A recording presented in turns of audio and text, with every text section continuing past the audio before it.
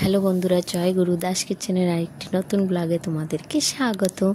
তো আমি আজকে রান্না করব কাঁচা কলা আলু দিয়ে তরকারি। তার জন্য আমি কড়াইটা বসিয়ে দিয়েছি, কড়াই গরম হয়ে গেছে, তেলও দিয়ে দিয়েছি, তেলটাও গরম হয়ে গেছে। এখন ফোড়ন দিয়ে দিচ্ছি। ফোড়নে আমি দিয়েছি কালো জিরে আর একটা শুকনো লঙ্কা। তো শুকনো লঙ্কা আর কালো জিরেগুলো ভালো করে ভেজে নেব লাল লাল করে। তারপর আমি আলুগুলো দিয়ে দেব, কাঁচা কলাগুলোও দিয়ে দেব,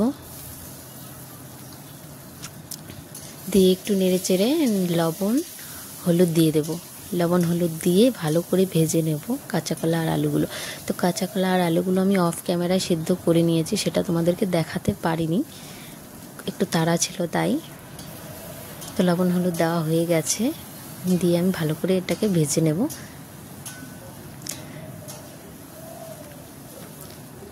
তো ভাজাটা আমার হয়ে গেছে, এখন আমি মশলাটা দিয়ে দেবো। মশলাতে আমি করেছি আদা বেটেছি আর কাঁচা লঙ্কা আর জিরের গুঁড়ো ছিল, জিরের গুঁড়োটা অ্যাড করে দিয়েছি।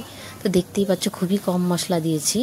এই গরমে বেশি মশলা খেলে পেটেরও সমস্যা, আর এরকম হালকা মশলা দিয়ে তরকারি খাবে পেটেরও কোনো সমস্যা হবে না, খেতেও কিন্তু ভালোই লাগে। খুবই তেলও কম দিয়েছি, হালকা তেল মশলা দিয়ে আমি আজকে তরকারিটা করছি। যা গরম পড়েছে আজকে।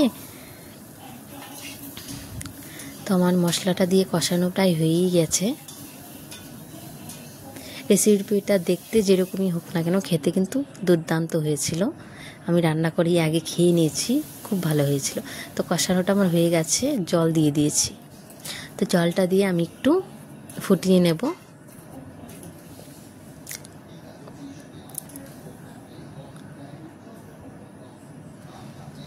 তো ফুটে গেছে, এখন আমি গরম মশলা গুঁড়োটাও দিয়ে দেবো, অল্প দেব, বেশি দেব না।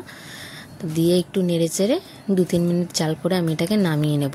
তো তোমাদের এই রেসিপিটা কেমন লেগেছে অবশ্যই আমাকে বলো, আর যদি ভালো লাগে তাহলে অবশ্যই বাড়িতে একদিন ট্রাই করে দেখতে। জানি না কীরকম হয়েছে, হয়তো এতটাও ভালো হয়নি, কিন্তু খেতে কিন্তু দারুণ হয়েছে। একদিন তোমরা নিজেরাই বাড়িতে বানিয়ে খেয়ে দেখো, তাহলে নিজেরাই বুঝতে পারবে যে কেমন হয়েছিল আমার রেসিপিটা। আর আমাকে কমেন্টে জানিও যে কেমন তোমাদের কাছে লেগেছে। আমার কাছে তো দারুণ লেগেছে। হ্যাঁ, দেখতে ভালো হয়নি কারণ তেল মশলা খুবই কম দিয়েছি, তোমরা দেখেই নিয়েছো, কিন্তু খেতে দারুণ হয়েছে। যদি এই রেসিপিটা আমার ভালো লাগে তাহলে অবশ্যই চ্যানেলটাকে